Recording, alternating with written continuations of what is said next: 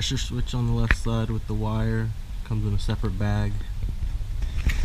Still have this one left that was in the bag with all the other fittings that go on here. There's that one, the bottom, drain valve, got a plug, air pressure release, empty one still, and this L. This L is that one I showed you. Doesn't look exactly like the one on the instructions, which is that one, number 4.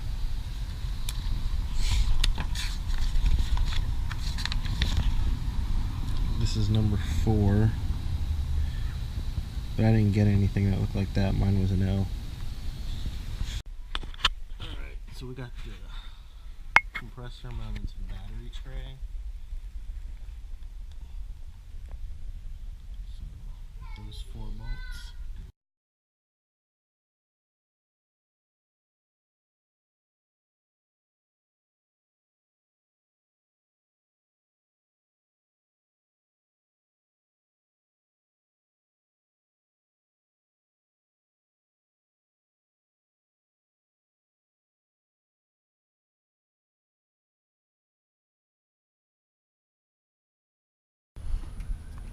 Alright, so we got the compressor mounted here to the bracket. These 4 long screws, I hope they're the right ones. They fit, but I couldn't find the washers they said it was supposed to have, so I might have used the wrong ones. But I found a lock washer, found this. Right in here, we took these 4 bolts out where that white is. 1, 2, 3, 4. Now there's still a couple bolts left in here. So, and there's a little step up. So hopefully this goes in like it's supposed to.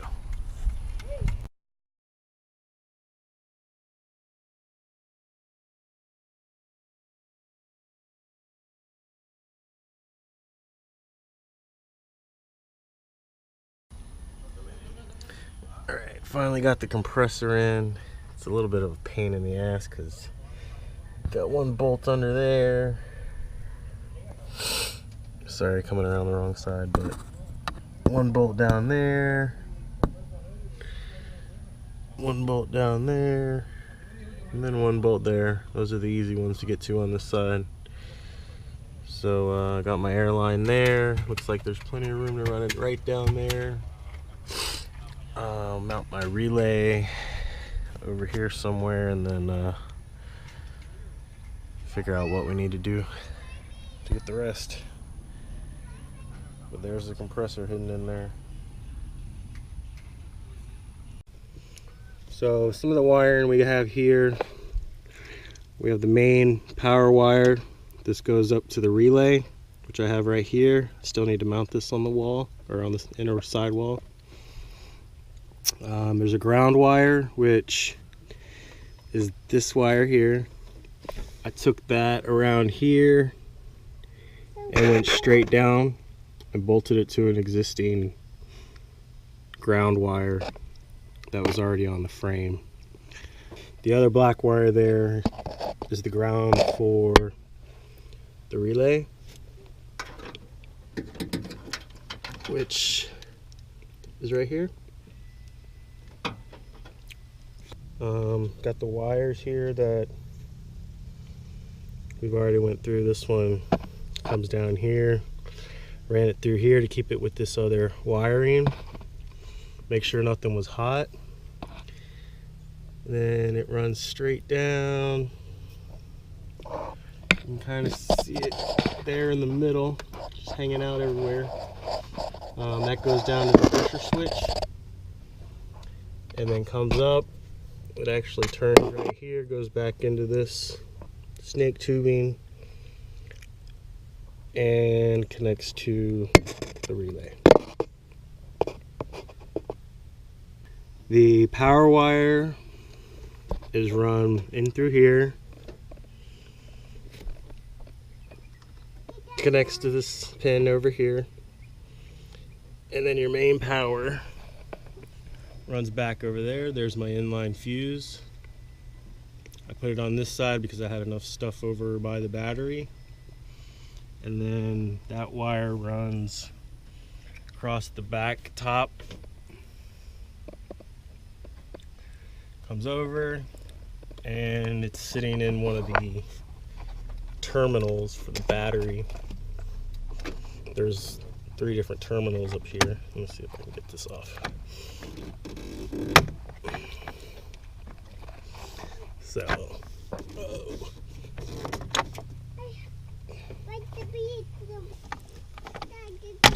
it's fine. And then I have it in this mess over here that I need to clean up. There's some other wires that go to an LED light bar and things like that. So I still got to clean this up, but Chevy makes it nice with these little terminals that you can connect your power wire to. So yeah, got to clean that up. Horn remote, which is this. I put it up here because this is the antenna and I can get a better signal. I had it kind of shoved in the back there, and you had to be pretty close for it to work. So I'm gonna have to mount that probably somewhere on the sidewall too. The airline is run down here. I've seen most people drop them straight down here, but I wanted to try to keep this out of the way of any fans or pulleys or anything like that. So it actually runs down and in through, can't see it, that's hot, in through a little hole in the frame. The way it's not touching anything. You want to run it on anything that would get hot, because this does heat up as you fill up the air tank. So, alright, so you can see a little better here where my airline comes down in between this little bracket, runs down, runs over the top of this horn, goes over this,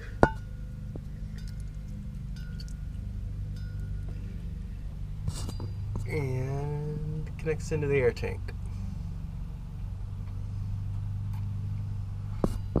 Here's 2 of the trumpets. This thing fits up in here really nice. It bolts right there, and then it bolts to the front of your frame here. And this bracket, sorry about the lighting, hangs down, comes across, and then back up the other side, obviously. Then there's a flat bracket here that holds your air tank, which you can see right in there. Oh, hi. Yeah? Okay. The bracket again is attached up here to your tow hooks. The bolts for your tow hooks. Drops down, comes across, and then goes back up to here. And then this bracket. Dad, I see fishes. All right, cool. Look at the fishes. This bracket is what holds everything, your horns, your solenoids. You can see the solenoid there. The horn here. I do have some extra wiring. That's the wiring to connect to my stock horn if I decide to do that. Right now I just have it on a remote, so I wanted to leave some extra wire. This is an air line that's going to one of my horns, Now with the setup I have a solenoid on each horn. It just allows air to always be at your horn instead of you having a solenoid and then 3 different hoses going to each horn. So that keeps everything nice and loud. I didn't have to worry about making my air lines all the same length or anything like that. I currently have my onboard air just zip tied here until I figure out what to do, where I want that. So there's the air tank in there, the horns, the solenoids, all of that. So this is looking at it from the back to the front.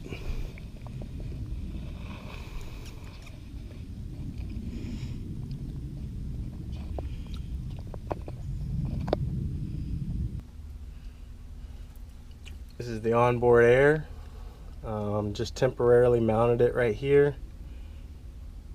I'm going to find a better spot for it. Just didn't want it to be really visible. I may drill a hole in the side of the bracket here where it connects to the frame. Put it there. Alright, so air tank, extra wire to go to the horn. We have here, there's an access to get to the tank. I don't know if you can see my little light there, but that's the drain valve. Right now I have my air chuck connected right here. It's just zip tied. I have plenty of air line to run it again if I need to. So there's the back of one trumpet. Then on this side, there's the back of these other trumpets, 2 over here. And again, I have a solenoid on each horn, so you can see the solenoid there. My daughter can see it, so you guys should be able to see it. There's a solenoid there and all that mess. I got a lot of snake tubing on there, but I didn't snake tube my final connections. These ones go to the pressure switch in the tank right there. So that was like one of the last things I had to run. You have to run it to a ground, you have to run it to the relay that's up in the engine bay, and then you connect one to the battery. That gives you your power. Now right now I put mine on a switch. I didn't want to run any wires into my truck yet, so this is the switch for the compressor. I just leave it on because it doesn't leak or anything, and then that way I can still have power to the compressor and if I'm using it when the truck's not running. Just another view of the back side. Everything tucks up in here real nice. There's the washer and the bolt that comes through for the mounting bracket. This is the wire, the power wire that goes to the relay. I need to probably tie this to this or something and kind of just get it out of the way. So that's that.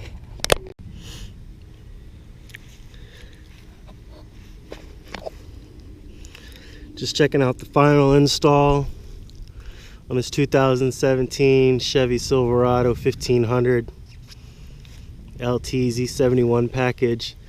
Now you can see that is the bracket right there for the train horns.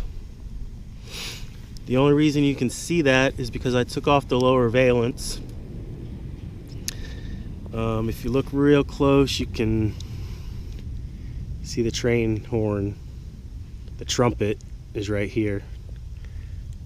There you go, a little better angle. There's actually 2 on this side. There's one there, one here. Follow it over. And we got one more here. Now this one was sticking out a little further than the other side. I couldn't get the horn to fit where it was supposed to